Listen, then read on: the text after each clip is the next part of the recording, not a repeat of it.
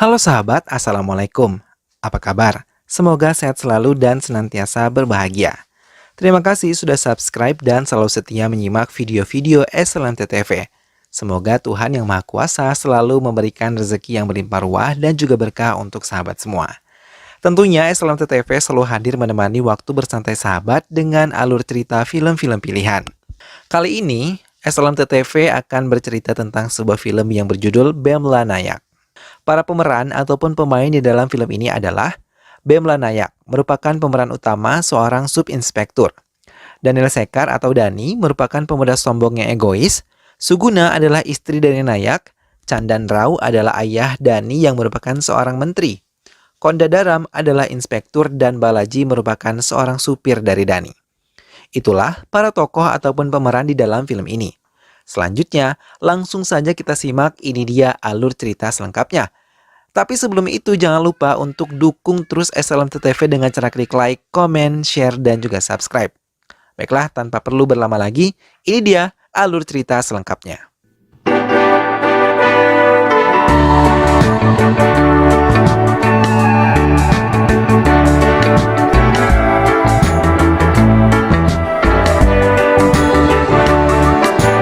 Balaji mengemudikan mobil Dani melewati daerah hutan lindung dan pegunungan di tengah malam. Ia membelah gelapnya malam dengan penuh kehati-hatian karena membawa atasannya yang bernama Daniel Sekar yang tengah tertidur di kursi penumpang. Balaji sedikit memelankan laju kendaraannya ketika melewati sebuah posko yang dijaga beberapa orang polisi yang sedang memeriksa kelengkapan surat-surat kendaraan yang lewat. Ia menghentikan laju kendaraannya dan menyapa polisi yang mendekatinya. Polisi itu meminta Balaji menunjukkan surat-surat kendaraan yang ia miliki. Balaji menunjukkan surat izin mengemudinya, tapi beberapa polisi memeriksa dari luar tentang kondisi dalam kendaraan dan mereka melihat beberapa botol minuman beralkohol. Karena keingintahuan para polisi, salah satu anggota polisi membuka pintu kursi penumpang hingga Dani terjatuh dan terkejut membuatnya terbangun dari tidur. Dani tanpa banyak membuang waktu menghajar salah satu dari mereka. Dan saat ia tengah menghajar salah satu polisi tersebut dan mau menghantamkan kepalanya ke batang pohon, ia dikejutkan oleh sebuah sinar yang menyilaukan matanya dari sebuah senter seorang polisi. Hal itu membuat Dani menghentikan aksinya. Dani terdiam saat Nayak memintanya mengikuti perintahnya untuk kebaikan semua yang ada di tempat itu. Kemudian polisi yang bernama Bemla Nayak itu mampu menenangkan Nayak, memerintahkan semua anggotanya untuk membawanya. Dani dan supirnya masuk ke mobil mereka dan meninggalkan posko jaga menuju kantor polisi. Mobil mereka berjalan beriringan melewati gelapnya hutan dan malam yang sangat mencekam. Di kantor polisi, anggota polisi lain membawa bukti minuman beralkohol sebanyak 300 liter yang dibagi menjadi beberapa botol. Balaji hanya terduduk diam, menunggu pemeriksaan sementara Dani diperiksa dan menanyakan alasan Dani membawa begitu banyak alkohol di dalam mobilnya. Dani beralasan ia tidak bisa bila tidak mengonsumsi minuman keras. Nayak merasa bingung karena Dani sama sekali tidak merasa bersalah ataupun menyesali karena telah membawa minuman beralkohol tersebut dalam jumlah yang sangat banyak. Hal itu tentu merupakan pelanggaran, hingga Nayak memerintahkan anggotanya untuk membuat FIR sebagai pengantar mengantarkan Dani ke penjara. Namun Dani bukannya menyadari kesalahannya, malah dengan sombongnya menantang Nayak. Melihat Dani yang sombong, Nayak meninggalkannya ke ruangannya untuk menenangkan diri. Semua barang bawaan Dani disita kepolisian termasuk handphone dan juga dompetnya.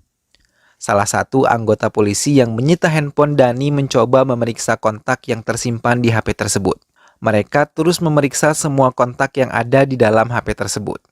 Hingga mereka terkejut melihat nama Tuan Chandra Rau tersimpan di kontak Dani. Di dalam ruangan, Nayak mendengarkan semua yang dibicarakan oleh anak buahnya. Hingga saat Nayak mendengar beberapa keributan langsung keluar dari ruangannya. Dan setelah mendengar ada nama Candan Rau tersimpan di kontak Dani yang merupakan menteri dan Dani merupakan putra menteri tersebut. Nayak melangkah keluar kantor polisi sambil membawa HP-nya. Ia berniat untuk memberitahu Inspektur Kondadaram apa yang telah terjadi di sini. Ia juga mengatakan mereka telah membuat FIR untuk Dani. Nayak juga menyebut nama Chandran Rao di dalam percakapannya, hingga Kondadara meminta Nayak untuk membatalkan FIR yang telah dibuat. Karena ia tidak ingin semua anggotanya terlibat dengan Chandran Rao dan bisa membahayakan mereka. Namun perintah Kondadaram yang tidak sesuai dengan hatinya dan Nayak pun memutuskan tidak mengikuti perintah inspekturnya. Ia meminta Dani untuk masuk ke ruangannya dan mengatakan kalau ia tetap akan memproses Dani dan memenjara Dani 10 hari sebagai prosedur dari pemeriksaan yang telah ia lakukan terhadap Dani. Mendengar hal itu, Dani marah dan melihat kemarahan Dani di hadapan Nayak, semua anggota polisi mengunci pintu dan menyiapkan borgol. Dengan penuh kemarahan, Nayak membuka lemarinya yang berisi beberapa senjata yang ia miliki. Ia mengambil salah satunya dan menodongkan pada Dani. Dengan tangan gemetar, menahan amarah karena Dani tidak sama sekali menghargai dirinya. Melihat hal itu, nyali Dani menciut dan akan mengikuti kemauan Nayak hingga suasana kembali kondusif. Tapi tiba-tiba, Dani kembali berulah. Ia menginginkan meminum minuman keras tersebut dan ia berjanji akan mengikuti keinginan Nayak bila Nayak mengikuti keinginannya juga. Nayak mencoba bersabar menghadapi sikap Dani yang begitu menjengkelkan. Hingga mau tidak mau, Nayak mengikuti keinginan Dani. Nayak memanggil Harini, seorang polisi wanita yang biasa membuatkan kopi dan teh untuk petugas di sana. Ia meminta Harini mengambil salah satu botol minuman tersebut beserta gelasnya. Harini pun menurutinya dan membawa minuman serta gelasnya ke dalam ruangan Nayak. Saat Nayak membukakan botol minuman bersama Harini, tanpa mereka sadari, Dani mengambil handphonenya dan melihat kesempatan itu untuk merekam Nayak saat membuka botol tanpa diketahui oleh Nayak. Ia tersenyum penuh kemenangan karena dengan menggunakan rekaman ini, ia bisa membalaskan perlakuan Nayak kepadanya. Nayak meletakkan gelas yang sudah berisi minuman alkohol tersebut di hadapan Dani. Dengan cepat, Dani menenggak minuman tersebut dan Nayak hanya melibatkannya tanpa mau menyentuh minuman haram tersebut. Tak lama setelah Dani meminum minumannya, Nayak pergi dari kantornya dan kembali ke rumah. Nayak yang telah kembali ke rumahnya langsung duduk di meja makan menemani istrinya Suguna yang menyiapkan sarapan roti kesukaan suaminya. Nayak yang sudah menikah selama 10 tahun dengan Suguna sudah memiliki seorang putra. Kehidupan mereka bahagia dan Suguna juga bekerja sebagai polisi di bagian forensik, satu kantor dengan suaminya. Mereka berdua memutuskan untuk tinggal di sebuah rumah kecil yang tidak jauh dari pemukiman penduduk. Mereka pun selalu baik terhadap tetangga di sekitar mereka. Keesokan harinya, Dani yang telah menjalani pemeriksaan kesehatan akhirnya menjalani hukumannya di penjara selama 10 hari.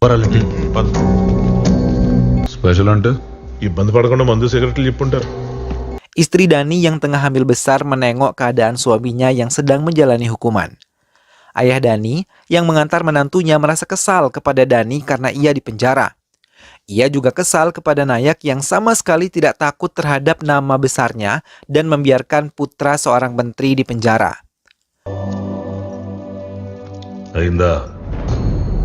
Setelah menjalani hukuman selama 10 hari, Dani keluar dari penjara. Ia mulai merencanakan untuk membalas Nayak dengan menyebar video dari handphonenya ke media sosial.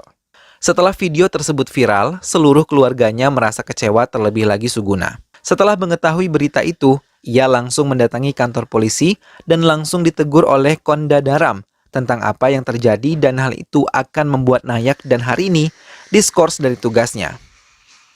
Dani sengaja datang ke kantor polisi dan mengejek karena Nayak akan diskors.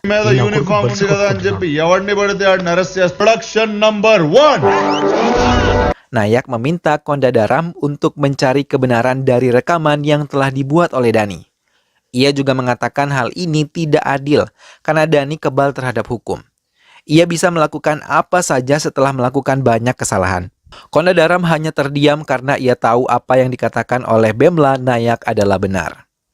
Maka ia membiarkan Nayak pergi menenangkan diri. Suguna yang berada di sana berusaha menenangkan Harini. dan memeluknya karena Harini pun ikut terbawa dalam kasus video ini.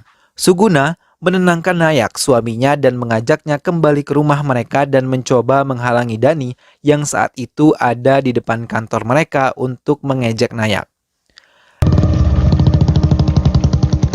Saat di rumah, Nayak memperingatkan Suguna untuk tidak mencari masalah dengan Dani dan Nagaraju, seorang pemilik bar terbesar di desanya. Nayak yang dijemput Kondadaram harus menjalani hukuman di penjara. Tapi Suguna tidak menuruti keinginan suaminya. Ia malah mendatangi bar Nagaruju dan mengosongkan barnya dengan kuasa yang dimilikinya. Dani semakin menjadi. Ia mendatangi Kondadaram mengejeknya dengan apa yang telah terjadi dengan Nayak.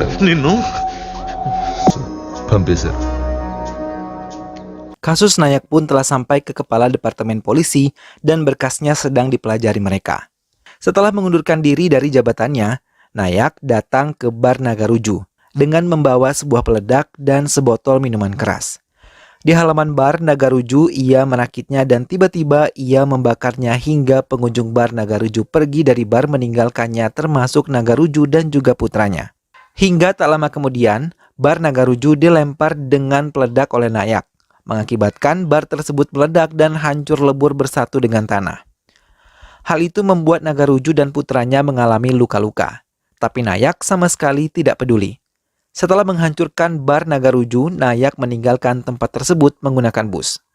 Nagaruju yang mengalami luka bersama putranya dikunjungi oleh Dani. Saat Dani datang, mereka mengajak untuk menghancurkan Nayak melalui Suguna, istri Nayak. Tapi Dani sama sekali tidak setuju dengan mengaitkan masalah ini kepada istri Nayak. Dengan kesal, ia meninggalkan ruangan Nagaruju begitu saja.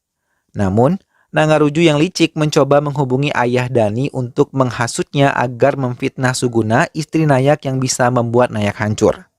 Dani yang mengetahui Nayak menghancurkan bar Nagaruju langsung menyusulnya di bus yang Nayak tumpangi dan menantangnya. Ia mengatakan kalau tidak akan pernah merasa takut bila hal yang dilakukan untuk mengancamnya. Uniform తీస్తాను కదా పంచగట్టి రజనీ మహమ్మద్ 17 సార్లు యుద్ధం చేసి ఓడిపోయాడు. ఆడి మీద నెగ్గినోడి పేరేంటో తెలుసు? Kondadaram mendatangi rumah Nayak dan menanyakan tujuannya membakar bar milik Nagaruju. Nayak tidak mengiyakan bahwa hal yang ia lakukan adalah untuk menggertak. Tapi ia melakukannya agar Dani tidak lagi menjadi supplier minuman keras pada bar tersebut. Karena ia merasa kecewa karena Dani yang kebal terhadap hukum.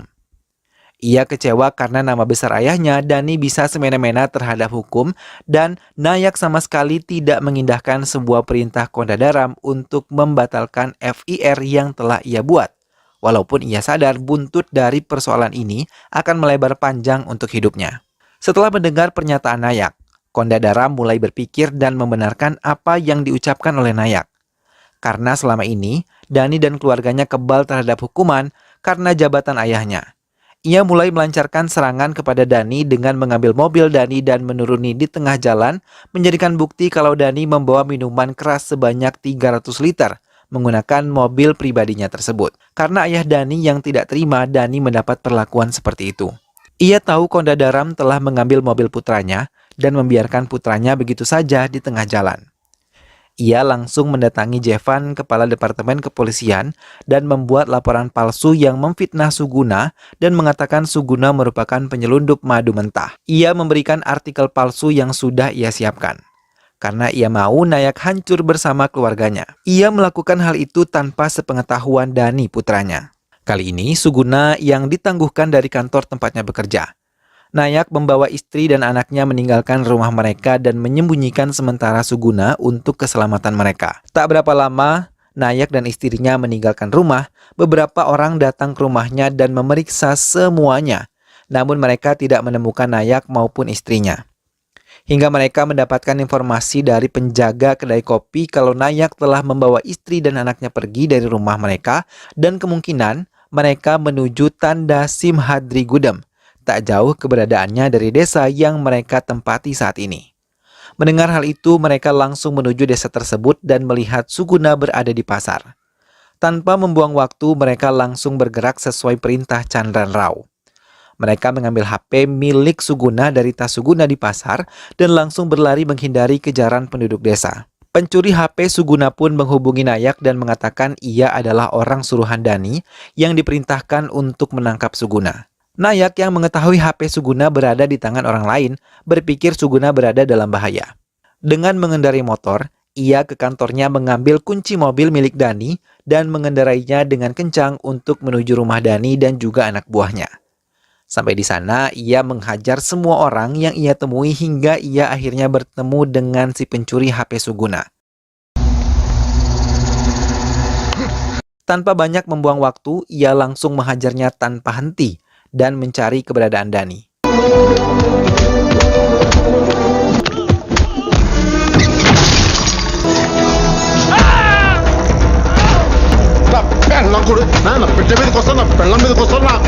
Tak berapa lama Dani datang dan merasa bingung rumahnya begitu berantakan. Melihat Dani datang, Nayak langsung menyerangnya tanpa bisa mendengarkan penjelasan Dani. Hingga Kondadaram datang dan melerai mereka. Ia mengatakan bahwa anak dan istri Nayak dalam keadaan baik-baik saja. Ia sudah menemui mereka dan dengan penuh kemarahan karena Dani berani menyentuh keluarganya, Nayak membakar mobil Dani yang telah ia bawa dari kantor polisi tadi.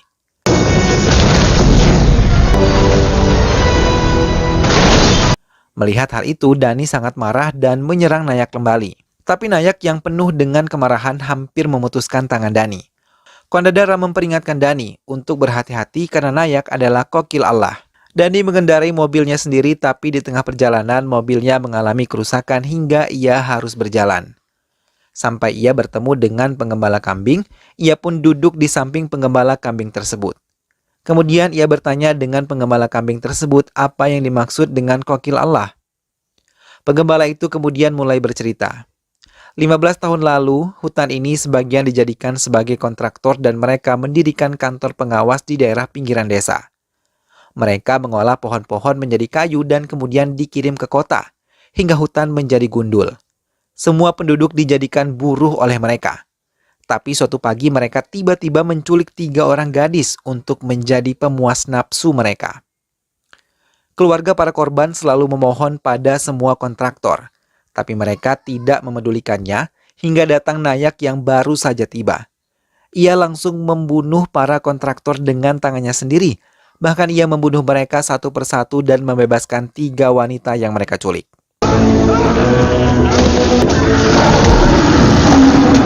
Semenjak itu, Nayak disebut sebagai kokil Allah yang merupakan penyelamat mereka. Dani yang sudah mendengar cerita tersebut berjalan menuju rumahnya dan meninggalkan penggembala kambing itu begitu saja. Hingga sampai di rumahnya, ia langsung menikmati makan bersama istri dan juga ayahnya. Dalam kesempatan itu, ayahnya mengatakan kalau ia yang telah menjebak Suguna. Mendengar hal itu, istri Dani merasa kecewa dan mengatakan kekecewaannya kepada ayah mertuanya. Tapi, ayah Dani malah marah dan membanting piring makanannya dan meninggalkan ruangan tersebut. Ia langsung menemui kepala departemen kepolisian untuk mempercepat penangkapan Suguna. Saat Nayak dan Suguna tengah duduk bersantai, tiba-tiba beberapa polisi datang dan mengatakan kalau Suguna harus segera menyerah. Mendengar hal itu, Suguna mengambil putranya dan bergandengan dengan Nayak untuk menyelamatkan diri.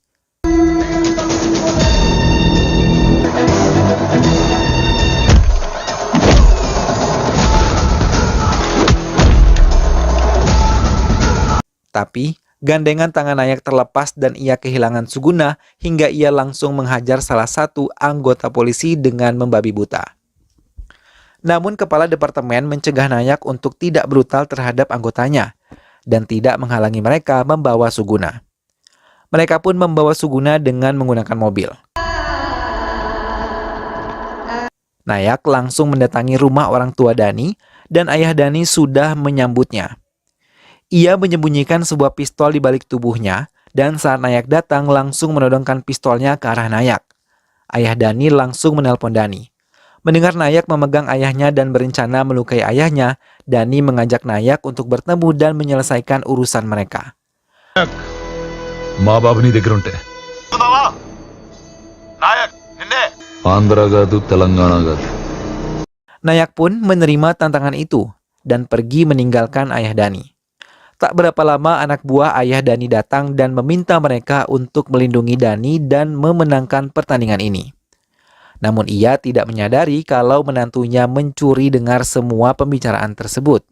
Nayak dan Dani terus mengendarai kendaraan mereka masing-masing ke tempat yang mereka tentukan. Setelah sampai dengan penuh kemarahan, Nayak menyerang Dani hingga ia tersungkur.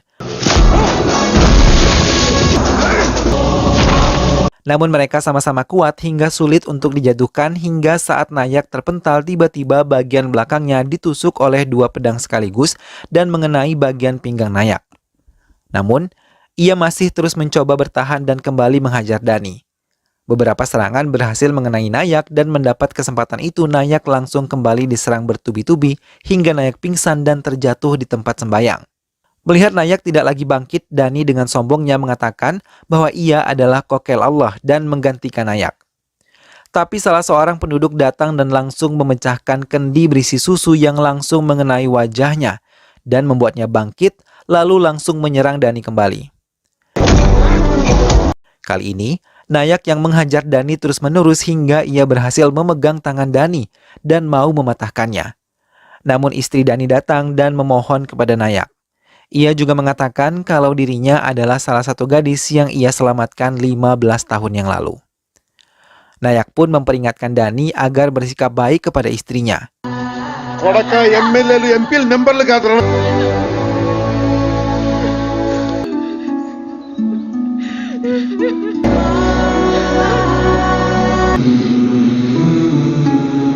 Lagi నిన్ను తిరిగిచ్చాడు.